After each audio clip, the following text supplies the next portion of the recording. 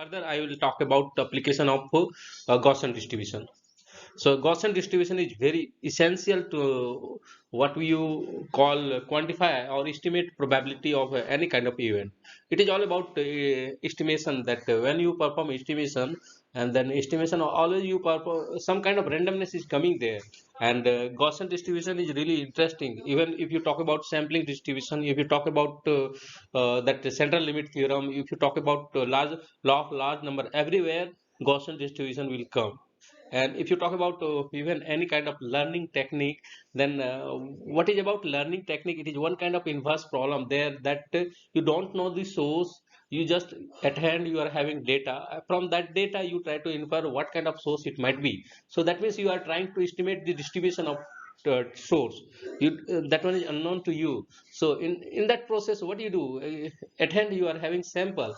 So by default, best if you talk about best estimation, it is coming through Gaussian distribution again. So Gaussian distribution is having a lot of application.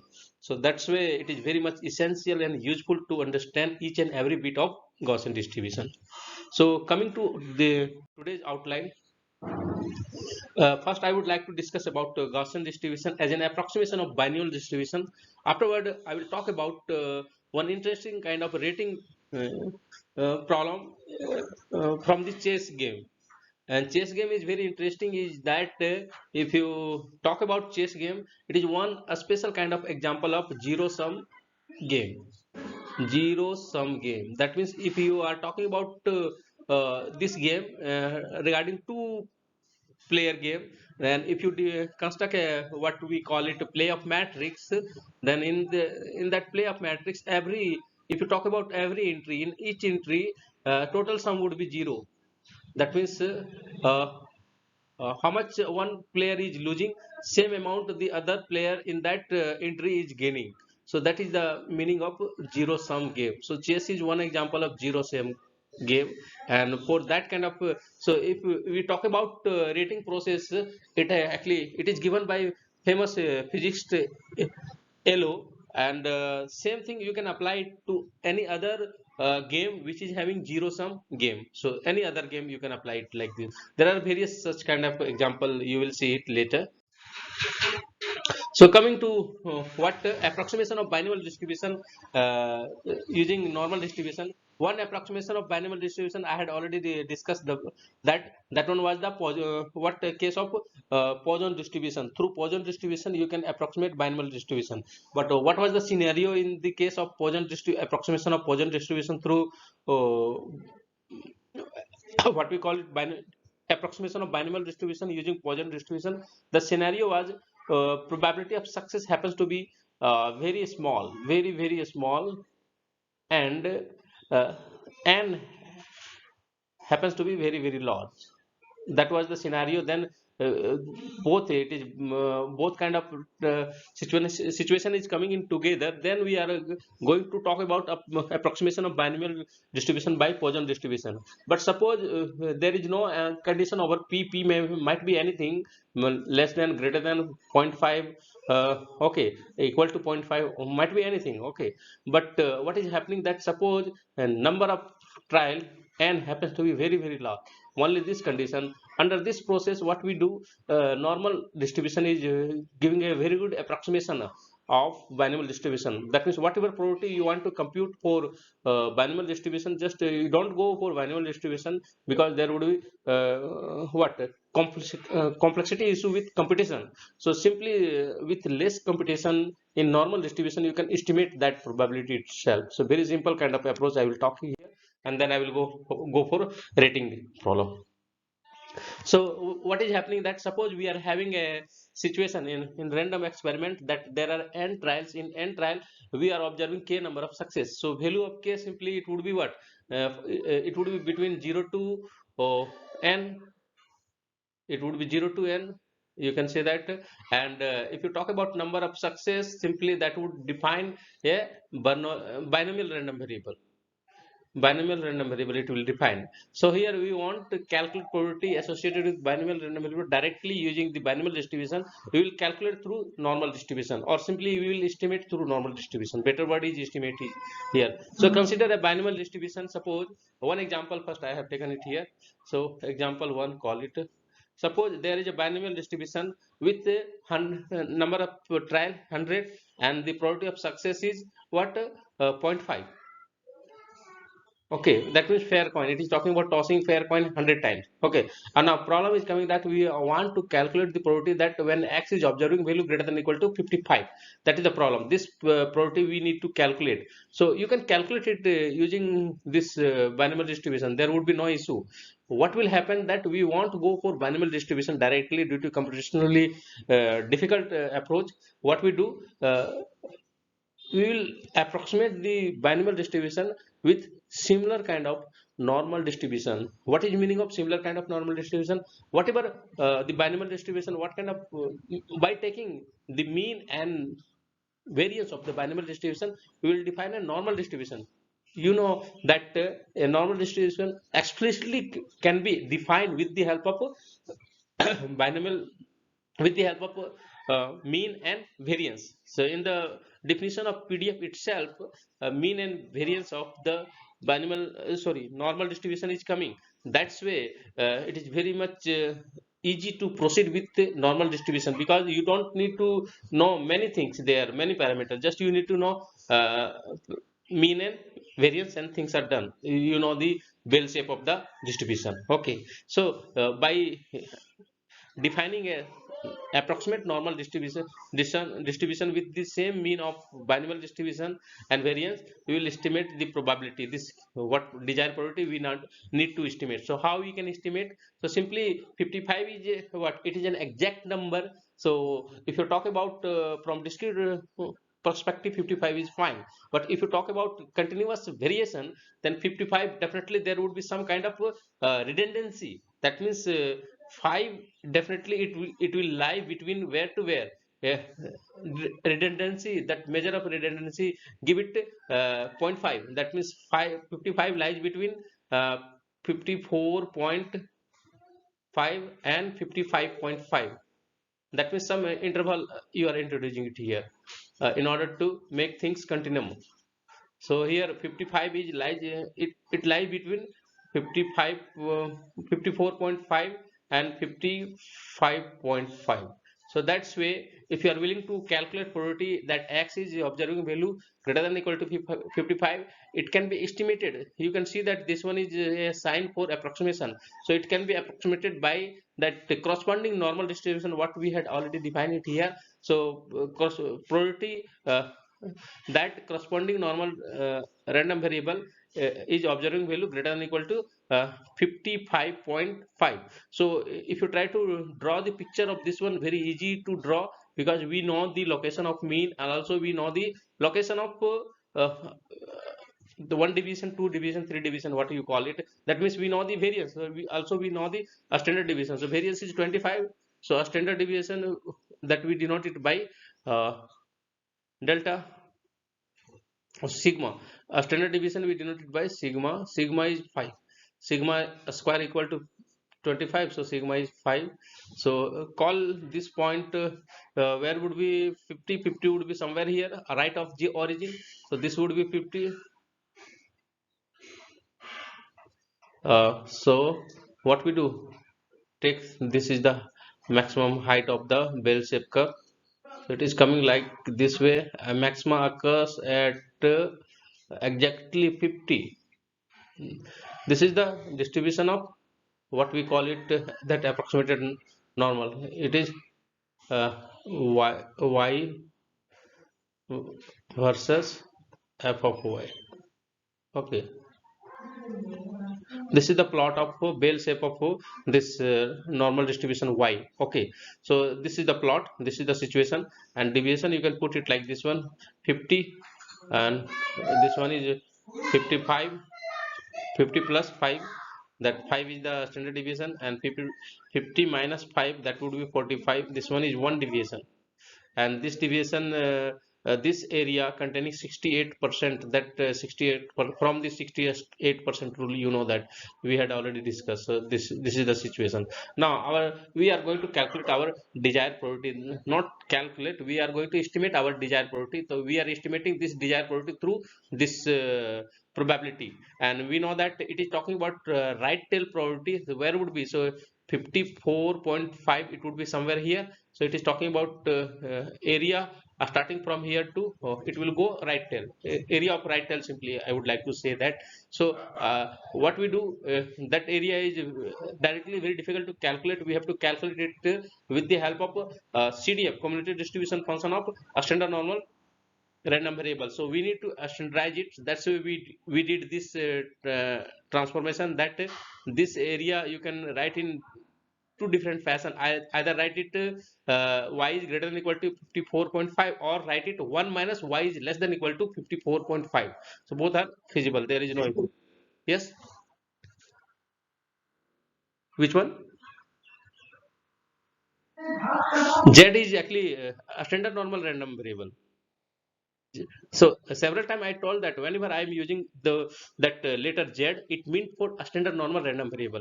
Here Z, simply you can assume that this one y, this one is y is any kind of normal random variable here, or it is a normal random variable with mean 50 and standard variance 25. After that, what we do, we do apply a standardization. That means we deviate y by the corresponding mean. Mean of y is 50, and we divide it by the corresponding that standard deviation. A standard deviation is 5. So after this transformation, we got a new normal random variable, that we are calling it a standard normal random variable, Z. So what is beauty of this one? This one is a normal random variable with mean 0 and variance 1. So that's, this Z is always unique notation for a standard normal random variable, always that.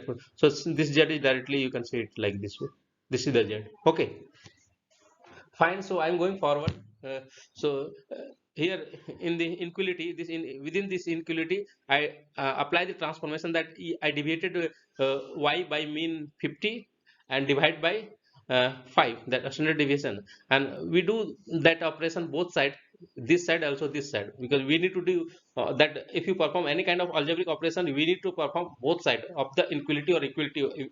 If there is inequality, we have to perform both side of the equality as well. If there is inequality, we have to perform both side of the inequality. Afterward, what would happen? So in left side of inequality, we had observed y minus 50 divided by 5, that we are calling it Z. And in right hand side of inequality, what we observe, everything is numeric data. So that numeric data will be converted into a numeric further. So after simplification, what it would be? It would be a negative of 0.9, this right hand side of inequality. So what does it talk about? Again, it is talking about probability up to negative 0.9. What is meaning of that? This is actually a CDF, cumulative distribution function of at point negative uh, at point negative 0.9. So this one is the plot of y, but what is the standard plot of a standard normal random variable? It is plot that origin is the mean, so plot would be symmetric about origin. So it is symmetric about, it is coming like this way. That's way standardization is a really interesting kind of approach. You can say that it is coming like this way. Okay, it is bell shaped, consider it is a bell shape. Okay, so this one is 0, and where would be 0.9? Here negative 0.9, it would be here, right left of 0. This is 0.9. Okay, so we have to calculate this area, and need to subtract from 1, so that we need to calculate. So in order to calculate this area we denote it simply by phi of negative 0.9. But if you try to see in the normal table, value of phi for negative Z is not given. So what we do? So that's way uh, apply this symmetric property. That means this left tail area is equal to this right tail area. This point would be symmetric point, would be 0.9, positive 0.9. So this right tail area, this left tail area, both are same. So in place of calculating this, we will calculate this one, that we express it 1 minus pi of 0.9, and if you simplify it, simply 1 will cancel out, we will have pi of 0.9. And what is the pi of 0.9? That means point, where would you 0.9? So from the graph easily you can see that 0.9 z equal to 0.9, it is coming here. That means it is talking about this much of area. So larger section of area are coming, so definitely this much of area would be more than 80 or 81%. So that area is what, most of area are coming, so that area is coming 0.8159.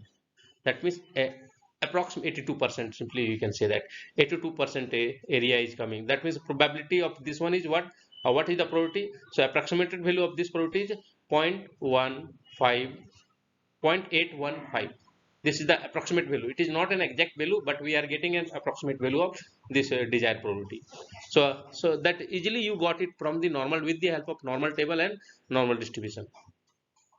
Further, what we will do, I will generalize this result for any k, call it any observed value of x, any observed value of x. Suppose that one is k. So suppose we are willing to calculate probability of binomial random variable which is observing a value k. So we are willing to calculate this one. Here x is a binomial random variable, like here it is a binomial random variable with n number of trial, and probability of success in each trial is p. So simply parameter happens to be n and p.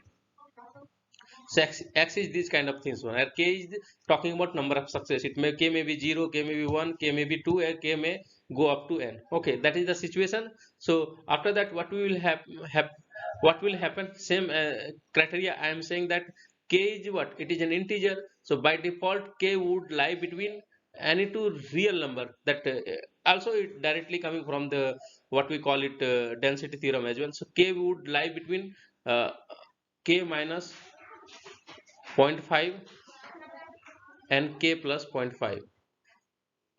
So it is continuum fashion that we are converting in continuum approach. Okay, lies between like this way. So this situation, this probability is same equal to this one, because we know that what is the length of this one? At most length is 1. So if at most length is 1, so what is the distance between any two consecutive integer? It is 1. Distance is 1. So that's way between two any consecutive integer there would be no any integer. So from that concept it is coming. That means this probability is same equal to this probability. Why? Because here we observe k number of success. Similarly in this interval we will observe k number of success. Only k would be present in this interval as an integer.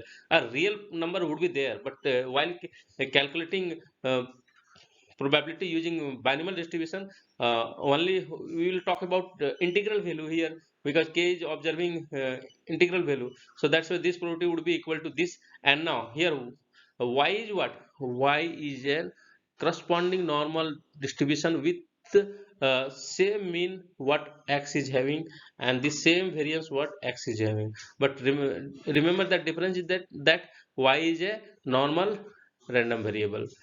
And what is the mean of y? Np. Np is the mean of binomial random variable. So that's where same mean we are taking it. And what is the variance of this y? Variance is n time p time 1 minus p. That happens to be variance of x, that binomial random variable. So all these you know from previous classes. Okay, so here y is a, now here continuum fashion we observe. So it is talking about y is observing value between k minus 0.5 and k plus 0.5. So it is one kind of interval. So what is happening that say, hmm. So now we can see it here, we can see it here. uh, uh, it is now y is a normal random variable with mean np and variance np times 1 minus p. What we do in normal table, only we observe a standard cumulative distribution function for a standard normal random variable. for only for in the case of positive value of z only. So that's why we do perform asterization. So here this is the asterization process. Here how you perform asterization, we deviated y by the corresponding mean, np is the mean, and divided that deviation by corresponding standard deviation. So what is standard deviation? It is a square root of the variance. Variance is n time p time 1 minus p. So we are taking a square root of that that variance, that we are calling it a standard deviation. So we are just performing this kind of transformation. Definitely it is a linear transformation. So while performing transformation over this, same kind of transformation will be performed over this left hand limit and right hand limit as well. But these are just independent of random variable. These would be fixed with respect to that variable nature. These would be fixed. So we need to calculate. So this one is the lower bound, this one is the upper bound. So simply you can express this property as a difference of the. Now here this transform normal random variable is now has been standardized. That means it is now a standard normal random variable that we will denote it by z. So z is taking value between this and this. So simply we can express that as a difference of the cumulative distribution of z for this value, this minus this. Easily we can see that. So this is the general approach to estimate probability of any binomial random variable which is observing k number of success. Easily we can calculate here through what CDF of a standard normal random variable. So that would be given to what given to you whenever there is any requirement of such kind of thing. You will be uh, having that. You will be provided with.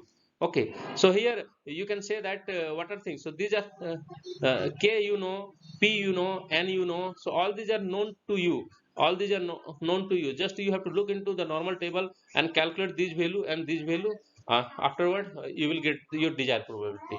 So here your calculation is happening with the help of astronormal random variable. You are not focusing on what kind of distribution x would have. You don't need to calculate you don't need to use the distribution, binomial distribution. Just use a standard normal a standard normal distribution and you will get the required probability whatever you are going to calculate. So here further I will talk about one example. So consider there are 100 visitors to your website are given a new design.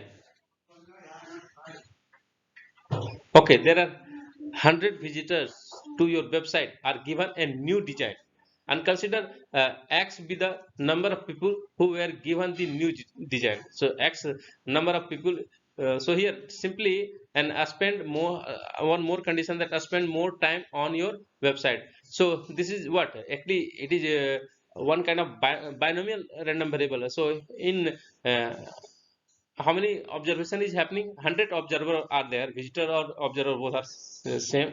So 100 observer are there. So here we are among those 100 observer, we are talking about those people who were giving new design and spend more times. So definitely this x, the value of x, either it would be 0 or it would be up to n. So x will vary from 0 to 100. So definitely here x is binomial random variable. And what would be probability of success? Nothing is mentioned here. So if one person is coming, then only binary approach is there, that that person will provide a new design or will not provide a new design. So provide design, there are two outcomes only. So provide design, there is no biasness kind of thing. So definitely if that people are willing to provide, the people is providing a design, that design will be provided with probability zero point 0.5. So that probability of success is zero point 0.5 here by default. If no biasness is mentioned, probability of success would be zero point 0.5. And what is the number of observation or number of trial or number of visitor? It is 100. So both things are given here. So that means we know the explicit representation of this binomial random variable as a binomial distribution. We know that. Okay, everything, both parameters are given to us. So we can calculate everything. We can calculate mean, we can calculate variance of related distribution. Now but we want to calculate a problem. What is that? So it is saying that your CEO will endorse the new design. When CEO will endorse your new design, a new design, that one is coming from the visitor. if that visitor is observing value greater than equal to 65, number of visitor is greater than equal to 65, that means greater than equal to 55, it is talking about 65, it is right tail, it is talking about right tail. So now what is probability that this conditional probability that CO will endorse this change given that it has no effect, given that it has no effect, so that probability we need to calculate. So I won't calculate this probability, this part of probability, take it as a homework. This second probability I will calculate only first probability, that what is the probability that x is observing value greater than equal to 65, this probability I will calculate. So how we can calculate? So n is given, it is 100, p is given 0.5. So from here we can derive the, x is a what? Definitely it is a binomial random variable. So we can derive the expectation or mean of this x, that would be just n times p, that means 50. And what is the variance? Variance would be n times p times 1 minus p, and if you simplify it would be 25. So variance of this binomial distribution is 25 and mean is 50. Now taking this as mean and this as variance, we are defining an associated normal random variable, uh, this one with mean 50 and variance 25. This one is the associated normal random variable, and using this we will calculate probability of probability that x is observing value greater than equal to 65. Okay, so this we can approximate it through that probability that y is observing value greater than equal to 64.5. So this again, what is it? This one is a right tail probability from the normal distribution perspective. So we need to write it like this way: 1 minus probability that y is observing value up to 64.5. Okay, afterward what is happening, that here again we are applying a standardization. That means we deviate y with corresponding mean and divide by the corresponding standard deviation. After that y will be noted, it denoted by z, and in right hand side we do see only numeric value. So that numeric value will be simplified to what? It is 2.9. so our desired probability is 1 minus 2.9. so easily we can see that in the plot of a standard norm density of a standard normal random variable. So where would be 0.29? so this one is symmetric about origin, this one is origin, so this one is 1, this one is 2. 0.29 it would be somewhere here. So it is right away of the origin. Verify. So we can easily see that this area is contain a lot of portion, even might be more than 90. Okay, 90 or 90 percent. Okay, most of area. So this one is a very teeny part of segment, so this we need to calculate. Only we need to calculate this portion of area, that one is a very teeny amount with respect to this larger section, and that one is what? It is 0.0019, very small amount. So probability that x is observing value greater than equal to 65 is very small, even it is not 1%. Okay, I will talk about further regarding estimation of the process. So suppose in a Stanford accept 2480 students, and each student has a 68% chance of attending. What is meaning of 68% of chance? Easily you can relate it with 60 that 68% rule. You can relate it that means that's way, but it is not like that. It is talking about that a student, that Stanford accept this much amount of a student per year, or depends upon per semester what situation would be there. So and it is talking about total number of observer or visitor or a student, simply we can say that. And what is the probability of success that a student will get attending or admission or something like that, you can call it. So this is the probability of success. So what is the probability of success? It is 0.68. Probability of success is 0.68. So n and p are both given here. Suppose we are defining x, it is talking about number of students who will attend. So definitely value of x will falls between 0 to 2480. Okay, so x will take value any value between these two, 0 to 2480. Okay, so that means x is simply, it is a binomial random variable with parameter, that means n 2480 and probability of success 0.68. So both things are given to us. So problem is coming that what is the probability that x is observing value greater than 70 1745. So this probability we need to calculate. So again the same concept we will apply as previous. So here n is 2480, p is 0.68. So that means x is a binomial random variable with this number of trial and this probability of success. So we can get the value of mean of this one. So mean is coming as 1686.4, and what is the variance? Variance is uh, uh, 539 times 648. This is the variance. So take a square root of this one. You will get a standard deviation. That one is 23.23. Okay. So taking this as mean and this as variance, we are defining a new random variable as a normal random variable. This is the normal random variable y with mean 1686.4 and variance 539.64. Okay, going forward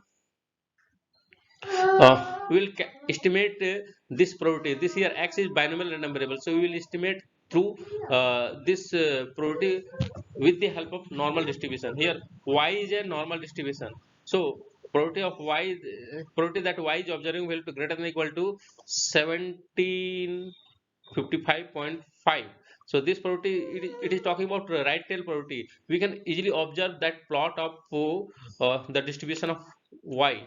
So what is the plot? What is the mean? So mean is what? It is coming 1686.4. So somewhere here mean is here 1686. Okay, 1686. 1686 में क्या आया था पापा? Again what we observe that here probability that we are observing x greater than 1745. So 1745 it would be right of 1686.4. So here it would be 1780 1745 here right of. So we need to calculate this area. Definitely this area would be very very less than it is less than 0.5. It would be less than 0.5. That we need to calculate here. So if you simplify here, do that means you simply do a standardization. So through a standardization y will be converted into z, and in that process this 1745.5 it will be converted into 2.54. If you simplify, then value is coming 0.0055. 0.0055. This is the probability that x is observing value greater than 1745. This is the probability. So that we are estimating through normal distribution. Going further to discuss about few more problems, that consider a standard normal random variable z, then definitely mean would be 0 and variance would be 1.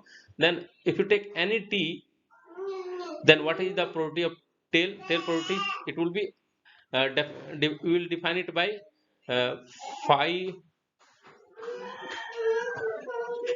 I'm talking about right tail probability. That means we are talking about probability that right tail probability 1 minus phi of t. This is 1 minus pi of t. Okay, or left tail probability generally t would be in negative. Left tail probability we will denote it by phi of minus t. Okay, that means if you want to denote it by uh, corresponding probability notation, you can say it like this way. Probability that z is observing value greater than or equal to 1, t. Z is observing value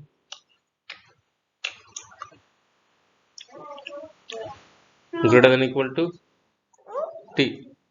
Okay, so what we observe here, here we need to find a bound. What would be the upper bound of this one? How much value it will take? Definitely this value would be less than 1, greater than 0, greater than or equal to 0, less than or equal to 1. That we know. Can we find a bound? So one beautiful bound, it would be given by this probability. That means probability that x is observing value greater than t or greater than equal to t. So that means we need to integrate the corresponding density function starting from uh, t greater than 0. So you can take it t,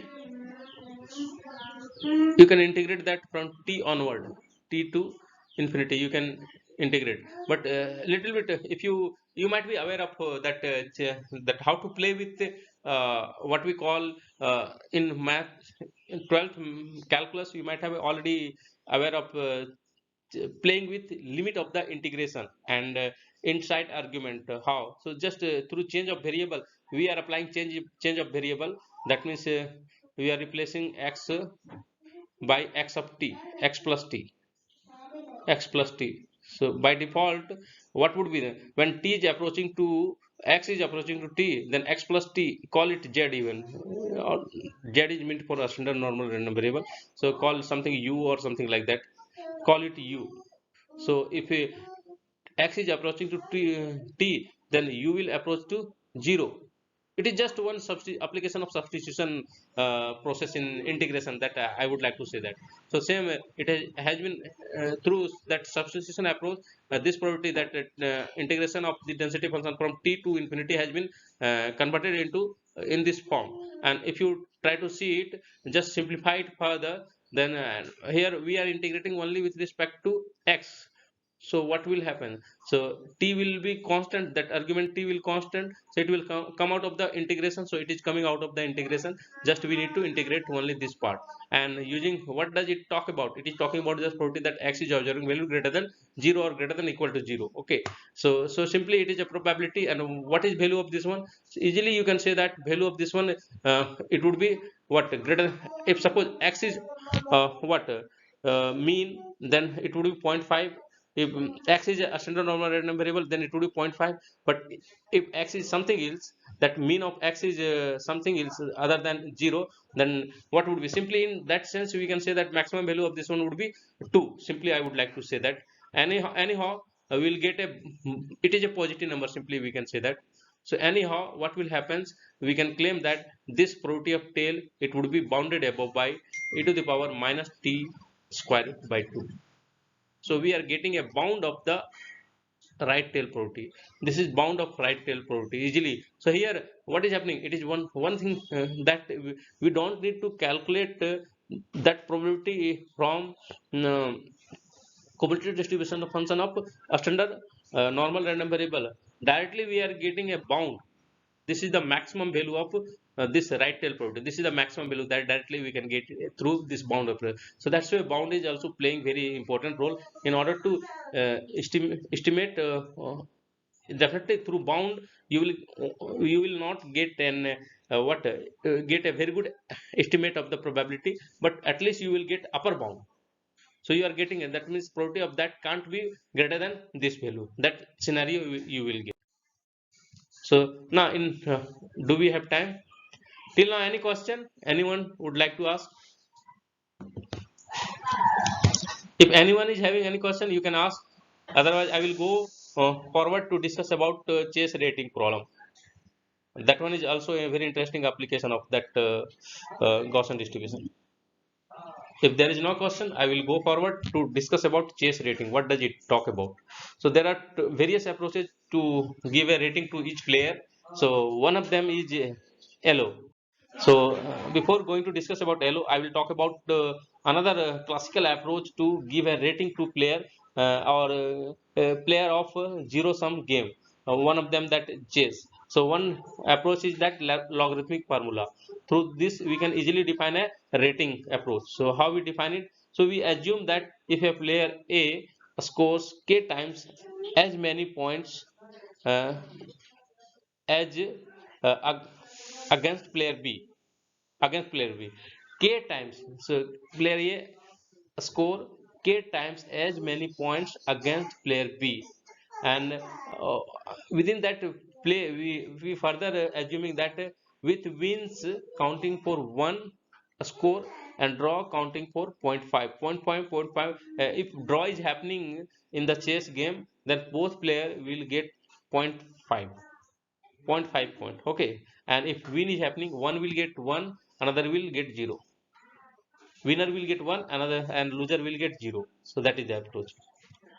Okay, and player B scores k times, suppose transitivity property we are applying it here, and further player B, suppose player B scores k times as many points than is his uh, another opponent C. Then in a match between A and C, A should score k square times as many points as C.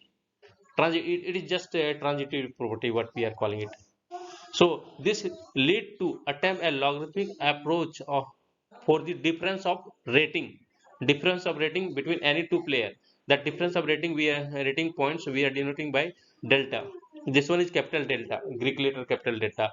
And how we defining that through logarithmic formula, difference of a score between 2 points, we are defining it as a times log of wins divided by total wins divided by total losses. Okay, so we are defining like this way.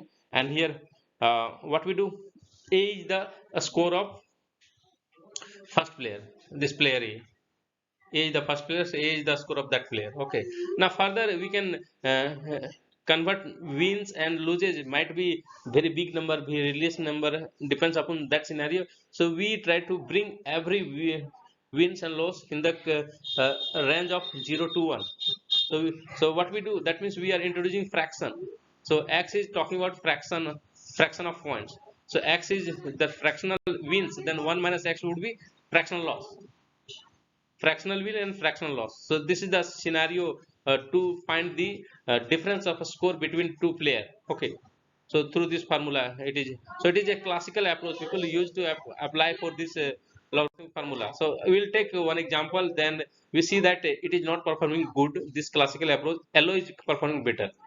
Okay, suppose in 1972 there was a chess game between Bob Fischer and Spassky. Fischer, you might be aware of that he is a famous statistician. So both played a game to against each other, and where Fischer scored 12.5 and Spassky scored 7.5. The that means if total, if you talk about total points here, how many points, so sum up it will go up to 20. Okay, 20. So out of 20 points, 12.5 has been a score by Fischer and 7.5 has been a score by Spassky. Okay, so if you try to convert in the form of fraction, so what would be for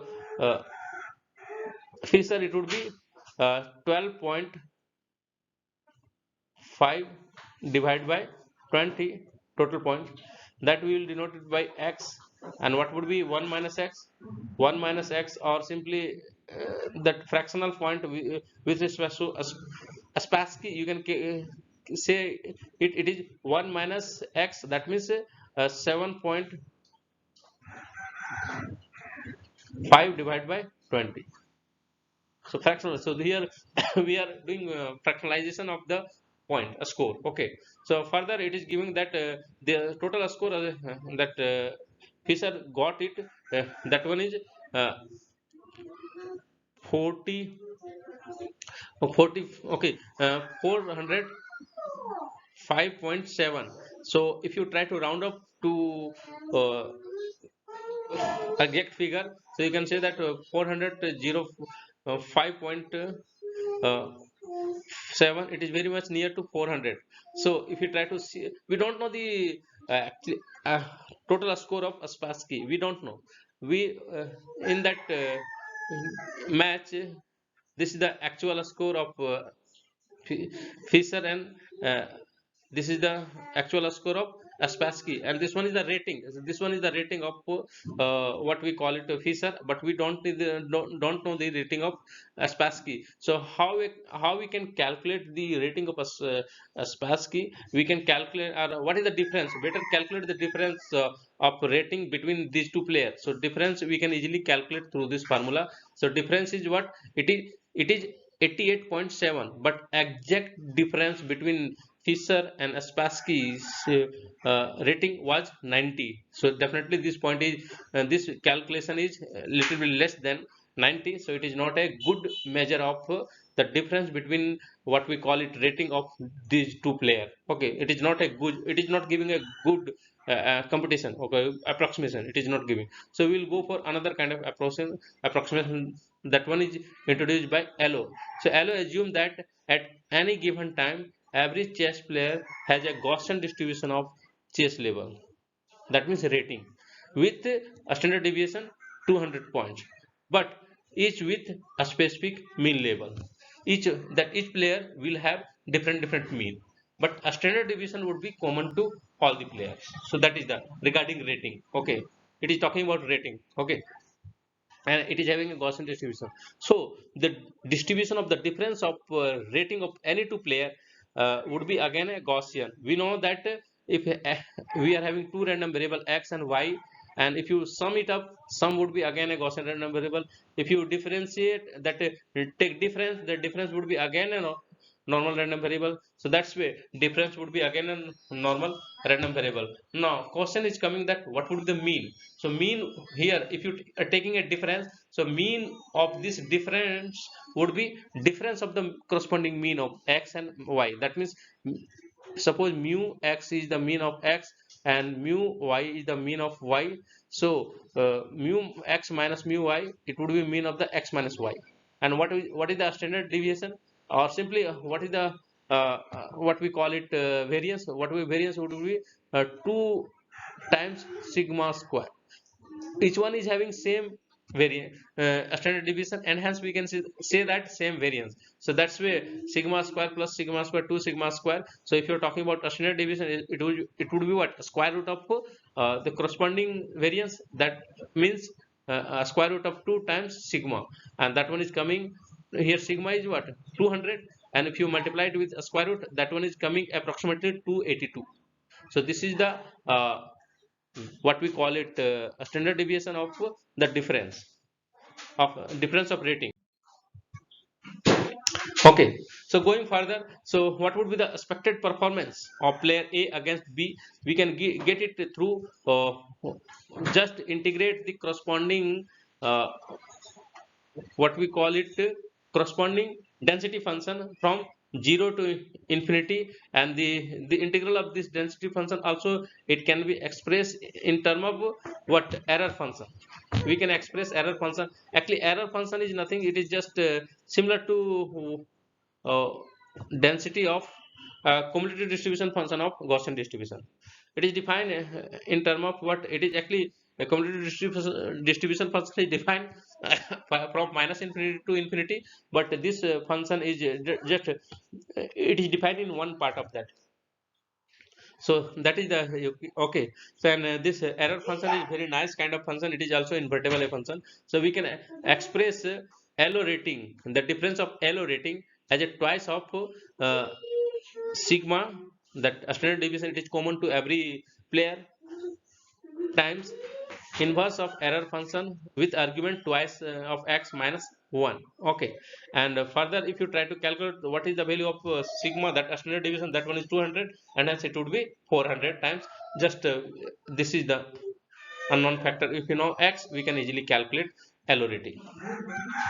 Okay, so again I'm coming back to that Fisher Spassky game. So for Fisher case, what was the score? A score was 12.5. So if you try to convert that in term of fraction, so in term of fraction it is coming as 0.625 against Spassky. Okay, Spassky would be what, a score would be in fraction, it would be 1 minus 0.625. So we have to calculate uh, that LO difference, LO rating difference using this formula. If you calculate, put substitute x it here, and if you calculate, it is coming as 90.1. So you can see that 90.1 is very near to that 90, that actual difference of a score between these two players. So here mathematically we are calculating, and here physically we are seeing, this is the physical that verification. This we are deriving through mathematical approach. Both are matching to each other. Very 90.1 is very near to the exact difference between rating of the Fishers and Spassky. So that is the, so that's why LO rating approach is much better than the classical logarithmic approach. So okay, it is already above 45 minutes. Regarding attendance, just put your roll number there.